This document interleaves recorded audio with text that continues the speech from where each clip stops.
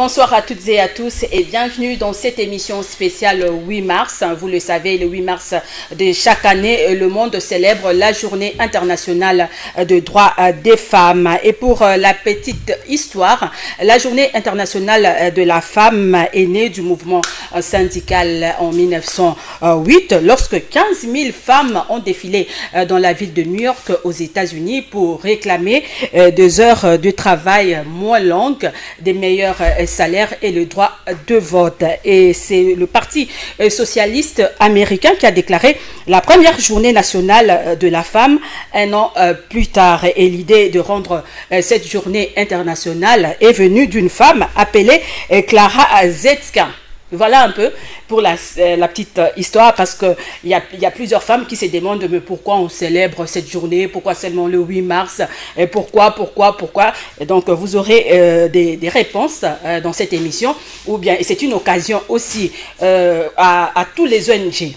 Les femmes comme leaders et puis les femmes chefs d'entreprise, le gouvernement, d'organiser des ateliers pour sensibiliser les femmes, parce qu'il y a encore des femmes qui ignorent vraiment l'importance de cette journée, donc c'est très important. Et pour cette édition 2021, vous savez, chaque année, il y a toujours des thèmes, et pour cette année, le thème international est leadership au féminin dans un monde égalitaire à l'ère de la Covid-19. Et le thème national, c'est leadership féminin d'excellence, société égalitaire et numérique à l'ère de la Covid-19. Et pour en parler, j'ai invité pour vous ce soir une femme pas comme les autres, une femme que j'admire beaucoup. Elle est policière, elle s'appelle Major Mimi, Mimi Bikela. Elle est major à la police nationale congolaise. Bonsoir. Bonsoir. Comment allez-vous? Je veux bien, merci. Ça fait longtemps, je profite aussi pour vous souhaiter une bonne année. Merci pareillement. Ouais.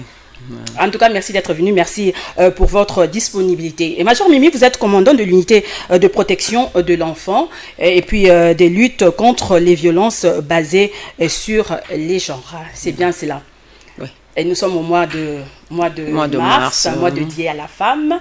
Le 8 mars, nous fêtons, nous célébrons la journée de la femme. Alors, dites-moi un peu, qui vous inspire le thème de cette édition 2021? Je venais de le dire tantôt, le thème national, c'est leadership féminin d'excellence, société égalitaire et numérique à l'ère de la Covid-19. Ok, merci beaucoup. Si je peux dire quelque chose par rapport au thème choisi au niveau national de leadership au féminin, déjà le fait de mettre leadership au féminin, ça fait déjà, ça donne le pouvoir déjà du côté de la femme. Alors par rapport à ces thèmes, je suis vraiment inspirée parce que nous sommes en train de faire ce mois ici, on le prépare avec des ateliers. Et dans les ateliers, on parle toujours, nous luttons pour un sujet qui est vraiment nécessaire pour nous, pour l'égalité. Et dans l'égalité, on voit tout parce que la femme cherche à se démarquer par rapport à ces temps. Et comme nous sommes en cette période difficile où il y a la contribution de tout le monde, il y a la contribution de la femme, il y a la contribution de l'homme par rapport à cette période de Covid-19. Alors, la femme prend le leadership pour faire ce qui est nécessaire dans la lutte de cette pandémie de Covid-19. Et vous, à la police nationale congolaise, comment vous célébrez cette journée?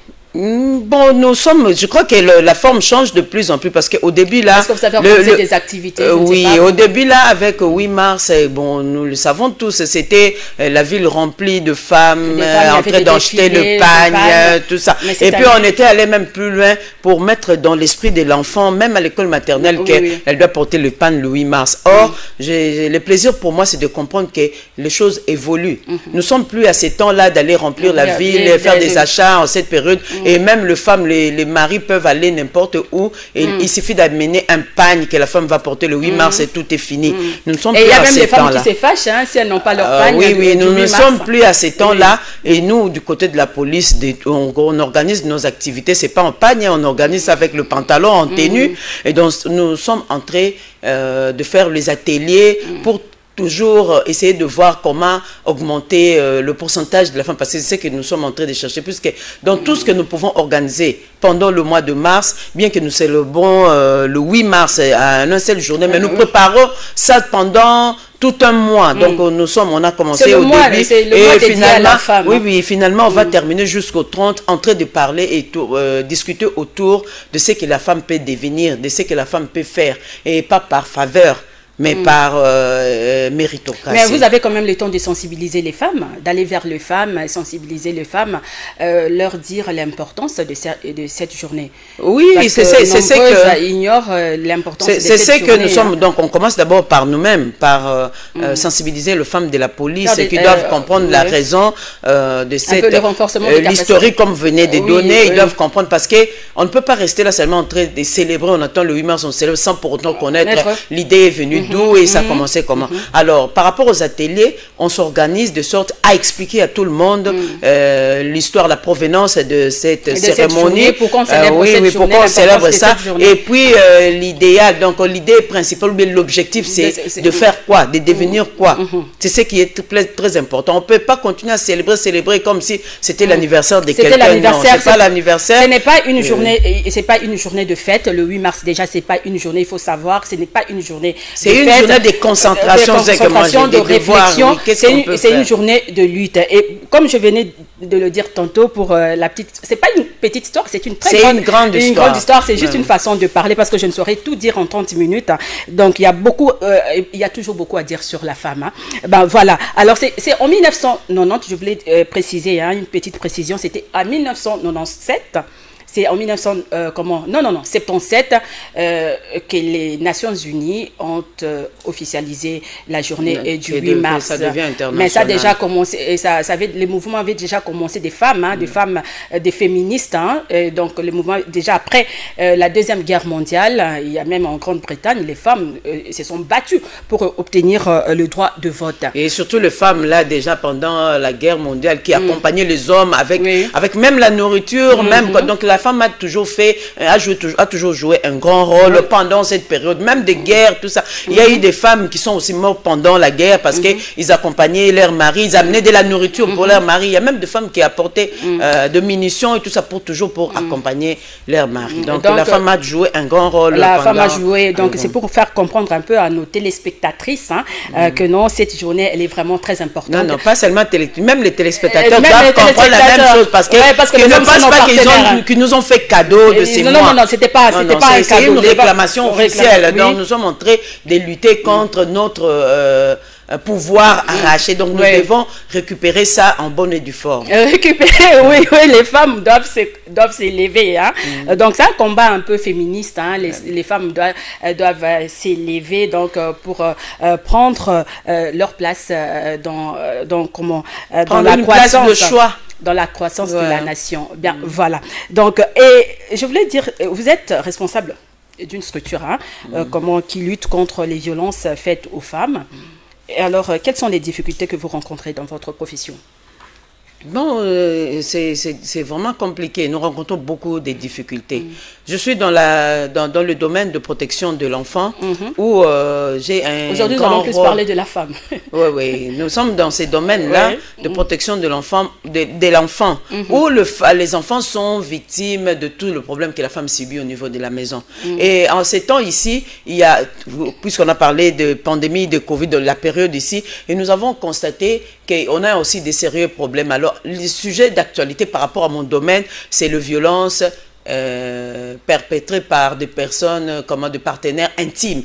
Donc ça veut dire, à ces temps ici, nous avons constaté que la période ici a favorisé la violence conjugale. Et ça fait partie des difficultés. Surtout pendant la période de confinement. Pendant cette période de Covid-19, donc c'est ça le constat qu'on a fait. Oui, même de couvre-feu, parce que ces messieurs-là qui étaient censés rentrer après 21h, ils rentrent peut-être avant, et puis ils ne supportent pas ce qui se passe à la maison. Alors ça crée des phases très compliquées à la maison. Au début là, ça peut faire des mauvais langages, finalement il y aura des coups et puis finalement donc ça crée vraiment des climats de violence au niveau de la maison. Alors tout ce que la femme peut faire par rapport à cette période, bon, je ne sais pas. J'étais en train de parler des difficultés que nous rencontrons. Voilà, ces femmes là qui sont violentées au niveau de la maison, parfois éprouvent des difficultés pour nous atteindre. Et pour dénoncer. Pour dénoncer et pour beaucoup de raisons. Vous savez, ils mettent beaucoup plus en tête. Je pense que moi, je me dis parfois, c'est par manque d'information. Ils se mettent en tête que ils ont des idées un peu antérieures. Ils se disent, si aujourd'hui je me présente devant la police pour dénoncer ces genres de violences, on va me prendre pour une mauvaise femme, on va me traiter de tout. Alors cette femme-là continue à souffrir. Alors ce sont des occasions telles que le mois de mars, ça permet dans les ateliers aux femmes de prendre le courage de dénoncer et parler de certains cas. Alors nous, en tant que responsables de cette unité, nous profitons de ces informations pour donner, faire la sensibilisation pour tout le monde, pour que cela ne soit pas personnalisé. Pour que cela ne soit pas personnalisé. On va faire la sensibilisation pour tout le monde, que c'est toute personne qui aura l'occasion d'entendre cette sensibilisation puisse avoir l'information de savoir qu'est-ce qui se passe, qu'est-ce que je peux faire pendant des occasions ou même pendant des violences telles que c'est qu'elle vit à la maison. Oui, conjugale, bien. Je disais tantôt, c'est depuis en 1977 que nous célébrons officiellement cette journée du 8 mars. Ça fait 44 ans, mais les violences faites aux femmes, les inégalités entre les sexes, loin de se résorber, et s'aggravent encore. Cela est dû à quoi? Bon, ça ne disparaît pas, les violences. C'est difficile que ça disparaisse parce on n'arrive toujours pas à éliminer les violences. Par contre, ça prend une autre forme puisque actuellement, avec les informations, certaines femmes commencent à s'élever et puis des fois ça complique la situation. Si le comportement de la femme n'est pas bien compris, alors ça pose encore un sérieux problème parce qu'une femme qui essaie de réclamer ses droits, elle peut être mal comprise par son entourage ou par ses hommes. C'est ce qui nous met dans des problèmes. C'est pourquoi il nous faut des sérieuses vulgarisations et sensibilisations pour essayer d'éclaircir la situation, pour que la femme aussi soit à mesure de bien réclamer ce qui est de droit. Parce que quand on réclame aussi mal, ça pose problème. Ça pose problème. Ce n'est pas aujourd'hui, c'est un processus. Selon vous. Oui, oui. Donc, s'il y a de ces femmes qui réclament mal, ça veut dire qu'ils ne comprennent pas. C'est comme le cas de ce qu'on a dit. Il y a de ces femmes qui criaient même des problèmes à la maison parce qu'on n'a pas acheté le pain. Mais or, elle a besoin de réclamer autre chose. Ce n'était pas le pan pour porter. Le pan, c'est une forme de symbole qu'on a mis pour l'idée c'était une de façon dire que, de nous, pour nous de célébrer la journée de la femme en RDC. Alors, il y a des femmes qui réclamaient ça mal. Au lieu de parler ou bien de réclamer de ce qui est un peu de droit, la femme là va réclamer. Au lieu de demander simplement le pan, elle va demander le super qu'on n'a pas l'habitude de l'acheter. Des sorties au restaurant, tout ça. Elle demande un peu trop et il y a d'autres femmes même qui vont demander non. Aujourd'hui, moi, je sors, le mari reste à la maison. Donc là, c'est mal demandé. Donc, on doit savoir qu'est-ce qu'on doit demander. Et dire que la violence ne se termine pas, ça augmente par contre, oui, c'est un processus. Et puisque nous sommes entrés de comprendre petit à petit, et c'est après mais ce n'est pas seulement ici à Kinshasa, même dans les provinces. Même dans le monde, pour ne pas se limiter, dans le monde entier. On a vraiment un sérieux problème dans le monde entier. On parle de même chose pour l'instant. Et le sujet des violences c'est parce que l'homme considère toujours la femme est faible, tout ça, la femme, elle est inférieure. Donc c'est un sujet qui concerne tout le monde au niveau universel. Il faut éduquer aussi l'homme à comprendre la femme. Alors dites-moi, Major Mimi Bikela, est-ce facile d'être une femme dans une société qui est encore très patriarcale, comme en Afrique par exemple? Il y a certaines tribus où la femme n'a pas le droit de parler, n'a pas droit à ceci. Bon, et même en Inde aussi, et en Chine. Oui, oui. Est-ce que c'est facile d'être femme? Bon, c'est facile. Bon, il suffit de se démarquer, comme j'ai dit. Parce que je crois que j'étais en Égypte où j'ai vu qu'il y a des femmes là qui décident, des femmes professeurs qui décident de ne plus être esclaves de foulards. Puisque en Égypte, il y a même de ces femmes qui se couvrent même jusqu'aux yeux. Vous ne pouvez rien voir que les yeux. Donc, c'est difficile. Mais il y a de ces femmes qui ne sont plus pour ce genre d'habillement et quoi, donc qui se démarquent dans autre chose. Donc ça veut dire de femmes là qui sont de grandes dames professeurs qui enseignent et qui essayent de lutter contre ce genre de comportement qui ont tendance à dominer sur la femme. Donc, c'est pas facile, mais on doit toujours s'y mettre. C'est une lutte, une lutte quotidienne, hein, donc c'est une lutte de tous les jours. Et je voulais aussi ajouter quelque chose, les harcèlements dans des écoles, dans des universités, dans le milieu professionnel. Les femmes sont victimes de tout ça. Pourquoi pas à l'église? À l'église aussi, à l'église aussi, même dans son foyer. Hein. Dans son foyer, la femme peut être violée aussi si elle n'est pas consentante. Eh ben voilà, parce que son corps l'appartient d'abord. Mais il y a ces hommes qui considèrent la femme comme un instrument de plaisir, un objet sexuel et tout ça jusqu'à présent.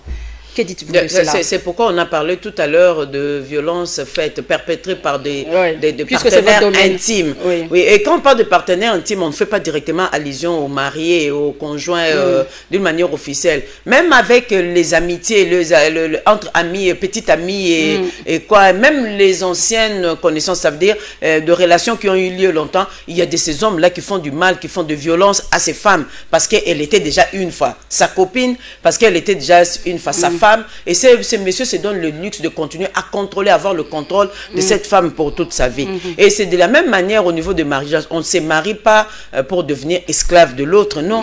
Quand nous sommes dans les mariages, tout doit être coordonné. Donc ça veut dire... pour avoir de rapports sexuels, si la femme doit être coordonné. Si la femme n'est pas consentante, elle ne doit pas faire parce qu'elle était mariée. Et puis on va avoir des justifications pour dire que lors du mariage, on nous avait dit de consommer le mariage. Oui, on doit le consommer quand on est consentant. On ne peut pas consommer les mariages si on n'a pas le consentement. Non, on ne peut pas. C'est pourquoi il faut toujours avoir l'esprit des dialogues, essayer de changer avec son conjoint ou sa conjointe pour voir qu'est-ce qu'on peut faire. Parce que c'est de la même manière que nous parlons pour la femme qui est victime de violences dans le mariage, et ça peut aussi tourner de l'autre côté pour l'homme. Il y a de ces hommes qui se plaignent dans ces cadres, mais on n'a pas l'habitude de parler des hommes parce qu'ils ne se plaignent pas souvent. Ils ne présentent pas leur plainte plutôt par honte. Alors c'est pourquoi nous profitons pour parler de la femme qui est vraiment la plus victime dans ces histoires de violences conjugales. Parce qu'il y a toujours ce deuxième regard, le corps de la femme, quand la femme passe, non, elle est belle. Au niveau des écoles, elle a des par jolies exemple, fesses, elle a des seins, tout ça. Il y a des hommes, c'est un peu...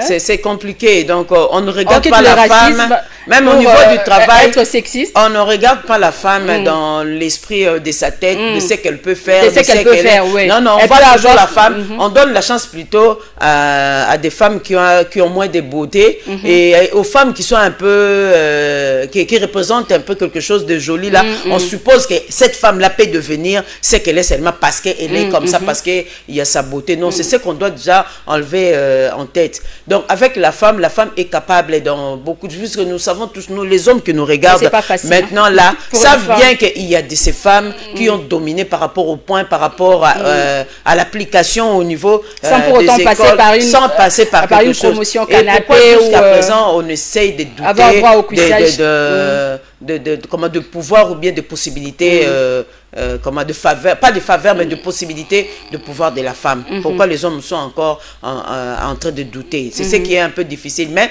moi, je me dis que on ne peut pas se fatiguer. Plus nous sommes en train de poursuivre, vous êtes imposé. Plus qu'on s'impose et plus on récupère petit à petit. Et que je peux dire comme à la police. Au début, là, on parlait de 7%. Au début, là, on parlait de 3% de femmes au niveau de la police. Et finalement, c'était devenu à 7%. Aujourd'hui, au moment où je te parle, nous sommes à 12% de la femme. Donc, il y a un peu des avancées, bien que c'est pas encore... bien que c'est pas encore à la hauteur de la manière dont nous souhaitons. Mais il y a quand même des avancées. Il y a des avancées. Et nous sommes en train de foncer pour avancer un peu plus. Alors, Madame Mimi Bikela, vous venez de dire que non, la femme doit se démarquer, doit faire des efforts, mais bien que ce n'est pas du tout facile. Hein. Il y a des femmes intelligentes, mais qui n'ont pas de travail, qui n'ont pas de boulot, juste parce qu'elles ont dit non à leur patron et tout, à leur employeurs ailleurs. Voilà. Bon, c'est pourquoi j'ai parlé de l'ignorance. Nous avons la responsabilité de faire la sensibilisation. Oui, nous avons la responsabilité de faire. Moi, je suis dans la police et j'évolue dans la prévention. Donc, et j'organise beaucoup d'ateliers et sensibilisation juste pour donner l'information. C'est comme aujourd'hui là, il y a de ces femmes qui ont des diplômes, mais qui gardent dans leur tête l'esprit qui était dans le truc code de famille qu'on disait là, pour que la femme travaille, il faut avoir l'autorisation au préalable. Et il y a de ces femmes qui gardent jusqu'à présent, ils ne savent pas encore que on a déjà modifié pour dire que la femme peut travailler. Il faut lire. Voilà. Donc c'est pourquoi on doit faire des vulgarisations telles que de ces codes-là qui est déjà modifié, qui peut permettre à la femme de trouver son travail. C'est ça qu'il faut faire. On dit informer son mari, un autre demander la permission à son mari pour travailler. Non, on informe. On informe. Et il y a de ces femmes-là qui ont, je ne sais pas, même cédé leur diplôme aux souris à la maison pour que, parce qu'elle n'en a pas besoin. Donc elle a fini juste par étudier, ses parents ont dépensé de l'argent pour qu'elle garde son diplôme à la maison. Eh ben, c'est le travail aussi de notre ministre du genre, hein. Donc elle doit aussi sensibiliser quand même la femme, et puis ces codes-là qui a déjà changé depuis longtemps. Donc c'est vraiment très très important, parce que nous, non, mais femmes... il y a aussi un problème et un élément, c'est comme j'ai dit au niveau de la police, pour aussi donner la facilité ou bien aider la femme à augmenter son pourcentage par rapport aux activités de travail, on doit aussi penser à des recrutements uniquement de femmes. Par exemple, au niveau de la police, on essaye de recruter. Donc, on dit cette année, il n'y a pas de recrutement pour les hommes, on va recruter. Ça se passe dans d'autres pays. Par exemple, au Sénégal, il y a des moments où ils font des formations à l'école. Donc, ils donnent la facilité, dit la formation, l'école pour la femme, c'est totalement gratuite, et puis pour les hommes ils vont payer. C'est une façon d'encourager la fille à étudier. Et c'est de la même manière, même au niveau du travail, lorsqu'on donne des offres d'emploi, on peut faciliter, on dit non, on demande, il y a une place ici, mais nous avons besoin de recrutement, bien de CV uniquement des femmes, par exemple. Oui, parce qu'on ne doit pas toujours faire de concurrence. On met les hommes là-bas, on met les femmes. Finalement, on a toujours tendance à croire que les hommes vont travailler mieux que la femme. Et puis, il y a toujours des raisons. Il y a des entreprises qui n'engagent pas les femmes. Oui, il y a même des raisons qui s'éposent. Moi, elle sera grosse. Elle ne saura pas travailler. Donc, c'est là où il y a des complications. Donc, on doit tenir compte de ça. Et puis, on peut facilement poursuivre. Moi, j'ai dit, je vous informe qu'on peut poursuivre un monsieur qui vous a mis à la porte parce que vous êtes devenue grosse. On peut le poursuivre, oui, on peut porter plainte pour un monsieur qui a refusé de vous engager parce que vous êtes une femme, parce que vous êtes mariée, parce que vous allez tomber enceinte, tout ça. On peut porter plainte à de tels messieurs. Ah, c'est ce qu'il faut dire dans des ateliers, hein, faire comprendre à la femme tout ça. Au lieu d'aller dans les nganda, boire, manger, hein, il faut organiser des ateliers pour parler de ça. Parce qu'il y a de nombreuses femmes qui ne savent pas que non, il faut porter plainte. Bon, je suis chassée, je suis allée quand même chercher du travail, mais mon patron m'a donné telles conditions. Ces conditions-là, ils représentent des harcèlements. Des harcèlements, parce que quand il y a des conditions qu'on te dit, et si on échange, on veut quelque chose, non, il faut déjà dénoncer. Mais le mal, c'est qu'on a encore du mal à dénoncer. On s'est dit, peut-être que quand je vais encore aller quelque part, on va me reconnaître pour dire que toi, tu avais porté plainte contre quoi. Et aussi, il y a un problème, que moi, je me dis que c'est le problème. Tout le temps que nous passons comme ensemble, en train de préparer les activités du mois de mars, mais on doit aussi chercher à se solidariser. Parce qu'il y a un problème, quand la femme a un problème, la femme se bat contre un monsieur, tout ça. Il n'y a pas la voix de la femme. La femme ne dit absolument rien. Il y a des femmes de pouvoir, il y a des femmes de pouvoir qui ne disent rien. C'est ça le problème. Tu vois, le mois de la femme, hein, moi j'ai lancé un message, j'ai appelé les femmes comment à venir participer dans l'émission, mais bah, quand on appelle les femmes, c'est toujours je viendrai, je passerai, elles ne viennent pas. Voilà. Et pourtant, c'est vous qui devriez être là pour parler de vous. Hein? C'est la femme qui doit parler d'elle. Parce qu'il n'y aura pas un monsieur qui viendra ici pour parler de droits de la femme. Mais moi, j'ai comme l'impression que les hommes aussi parlent mieux de la femme de cette journée. Non, mais il y a ces hommes que nous appelons genrés. Ces hommes-là luttent pour la promotion de la femme. Ce sont des femmes, des hommes qui déjà entrent dans la matière des masculinités positives. Donc, ce sont des hommes qui accompagnent les femmes dans leur lutte. Il y a ces hommes comme ça qui existent. Bah, il faut faire avancer les femmes, hein, surtout soutenir les femmes leaders. C'est très important. Est-ce que pendant cette période, en ce moment, hein, nous sommes en 2021, en RDC, est-ce qu'on peut parler parité, égalité déjà? Est-ce qu'il y a une bonne représentativité de la femme? Oui, bon, moi, je ne peux que parler de ça au niveau de la police. Moi, j'ai dit il y a une représentativité parce qu'aujourd'hui, là, je parle devant vous, j'ai fait pratiquement 6 ans que je suis commandant à la tête d'une unité. Et puis, je fais la tête parce que je me dis que je ne dois pas baisser le bras. Je travaille et je mérite ça. Et les autres femmes doivent faire la même chose. Au niveau de la police, il y a des avancées. Et par exemple, au début, là, on ne pouvait jamais parler d'une femme générale, mais aujourd'hui, nous en avons 3. Nous en avons 3, c'est déjà... pas beaucoup. Oui, c'est déjà un grand pas, c'est un grand pas pour nous parce que depuis la Deuxième République, il n'y en avait pas. Il n'y avait pas une femme militaire qui était arrivée au niveau du général. Même pour devenir colonel full, ce n'était pas facile. Il n'y avait pas de femmes colonel full. Donc, le colonel qui ont 3 têtes ici aux épaules. Mais maintenant, là, nous avons plusieurs femmes qui sont full. Et puis...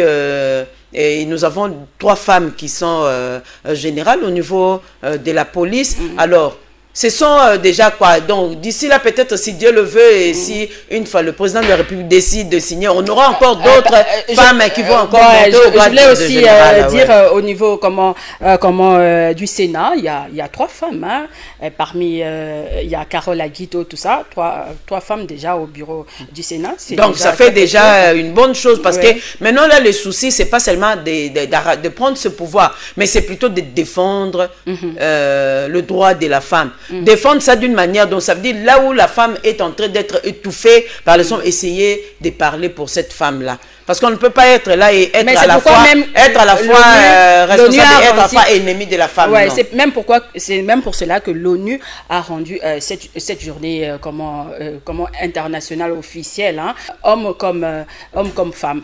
Donc il faut célébrer la femme, il faut laisser la femme avancer. Pourquoi pas un avenir au féminin, par exemple en 2023, pourquoi pas avoir un président femme? Pourquoi pas? Si déjà au niveau de l'Assemblée, on a eu une femme qui a osé aussi, et pourquoi pas? Donc c'est toujours valable, et je dirais même au niveau de la police, pourquoi ne pas avoir une femme officier général de la police? Donc ça veut dire une femme qui va gérer toute la police nationale congolaise, pourquoi pas? Donc, on doit toujours avancer dans tous les domaines. C'est pas seulement, puisqu'on connaît déjà qu'il y a, je dirais, au niveau de la santé, il y a, par exemple, chez les militaires, il y a une femme qui est au top du côté commandement de la santé. Donc, ça veut dire une femme médecin qui est grand chef aussi au niveau du corps des santé. Donc, ça veut dire la femme peut devenir présidente. Moi, je me dis toujours, si aujourd'hui il y a une femme présidente, la femme peut gérer le pays comme la femme gère la maison. Puisque la femme se réveille. Gérer, hein? Oui, la femme se réveille le matin. D'abord, la femme, avec un petit salaire, la femme gère la maison du 1er au 30. Et la femme, avec un peu de moyens, organise la maison pour que la maison soit propre. La femme peut se réveiller le matin et dit non, le salon peut se déplacer, quitter ici. Et puis, elle cherche un endroit où ça va donner de l'espace à la maison. La femme peut créer de l'espace là où il n'y en avait pas. Et c'est comme ça que la femme peut gérer les pays. Il va voir, donc il peut se donner, dit le Premier ministre, c'est mon salon, et puis les autres ministres sont des chambres, et il y a d'autres ministres sont une bonne gérante, de la cuisine, et puis d'autres, la toilette, pas pour l'air insulté, mais donc comment la femme peut gérer partout et puis rendre la maison propre. Et peut faire ça pour le pays. Ah bien. Alors en 2023, on aimerait quand même, on souhaiterait avoir plusieurs femmes candidates à la présidence de la République. Pourquoi pas? Nous allons parler un peu santé, parce qu'il y a la Covid-19. Mais vous revenez d'une formation, vous êtes en train de former, vous avez dit tantôt, les prestataires de santé. Les prestataires de santé, oui. Nous sommes en train... cette formation est basée sur quoi, la formation? Bon, la formation est basée sur le violence, basée sur le genre en cette période de Covid-19. Et puis le soin de première ligne. Donc, comment procéder à des soins dignes survivantes de violences sexuelles. Donc, le soin de première ligne, comment accueillir et comment prendre soin d'une survivante. Ah, c'est une très bonne chose. Alors, d'ici là, nous aurons un vaccin contre la Covid-19. Êtes-vous d'accord? No comment. Parce que une partie de la population est... Non comment, parce que je n'ai pas le choix. Si c'est une décision gouvernementale, et moi je ne ferai pas le contraire. On doit commencer par les policiers, hein? les policiers, les autorités. Bon, toutefois, c'est pas mal, on peut commencer par le médecin. Par le médecin. Par le médecin. Et puis, la police va être là pour contrôler que tout le médecin... Non, la police va être là d'abord pour contrôler que tous les médecins ont eu le vaccin. Et puis, au retour, les policiers aussi vont bénéficier. Moi, je souhaite qu'on commence par le premier citoyen de la RDC, qui est notre président de la République, pourquoi pas. Et le deuxième citoyen, c'est Jean-Tini Ngobila. Oui, voilà. Bon, il n'est pas seul, le deuxième citoyen. Tous les deuxièmes citoyens dans toutes les provinces. Dans toutes les provinces, partout. Voilà, ça fera une bonne représentativité. Bon, la santé est une richesse. C'est bien qu'avec la COVID-19, nous n'en sommes pas encore arrivés là où on aimerait. Donc, j'espère sincèrement qu'avec Dieu, tout est possible. Hein. On va bouter cette pandémie dehors qui est hors contrôle pour l'instant. On commence déjà à s'habituer, puisqu'avant, c'était un crime. Avant, c'était pas facile. Mais on avait même peur. On avait même peur de citer ce nom de Covid. Mais maintenant, on peut les citer comme on cite malaria. Hein, et les couvre-feux Major Mimi, on ne sait même pas bien célébrer notre journée. Hein, 19h, 20h, déjà, on doit être à la maison. Et d'ailleurs, tu devais en principe déjà me libérer parce que je dois aller me préparer pour déjà bloquer la route. Pour bloquer la route. Donc, pour le couvre-feu. Et Tikali à Libella, tant que Covid. Bon, toutefois, on ne dira pas que Tikali Libella, mais on attend que mesure et comme c'était donné par une instruction officielle, donc on doit aussi enlever ça par une instruction officielle. Et ça sera tout, Major Mimi Bikela, un petit mot de la fin à toutes les femmes policières de la République, à la femme en général. À toutes les femmes, pourquoi toutes les femmes policières? Alors, comme je suis du domaine de violence basée sur le genre, et de violence basée sur le genre, on parle de ça, c'est pas seulement au mois de mars, on parle de ça. C'est tous les jours. C'est tous les jours. Alors, j'ai saisi l'occasion pour faire appel à la femme de ne plus rester silencieuse, d'ouvrir leur bouche, de parler, de dénoncer tout le cas des violences basées sur le genre. Donc, je n'ai pas parlé de violences sexuelles, mais j'insiste sur les violences basées sur le genre pour que ça atteigne tout le monde. Que ce soit les hommes, que ce soit les femmes, dans tout ce qui est dans le genre, tout celui qui se présente ou bien qui se connaît dans le genre doit dénoncer tout le cas en rapport avec les violences basées sur le genre. Merci en tout cas, Major Mimi Bikela. Merci d'être venu. Et merci pour votre disponibilité. Merci beaucoup. Bien, ça sera tout. Je rappelle que j'avais reçu pour vous ce soir Major Mimi Bikela, commandant de l'unité de protection de l'enfant et de lutte contre les violences basées sur les genres. Elle était venue répondre à quelques questions. Hein. Nous avons parlé femmes, vous avez compris, hein. C'est notre mois et notre journée, le 8 mars. Bien, ça sera tout. Merci à vous de nous avoir suivis. Au revoir et gros bisous à toutes les femmes fortes.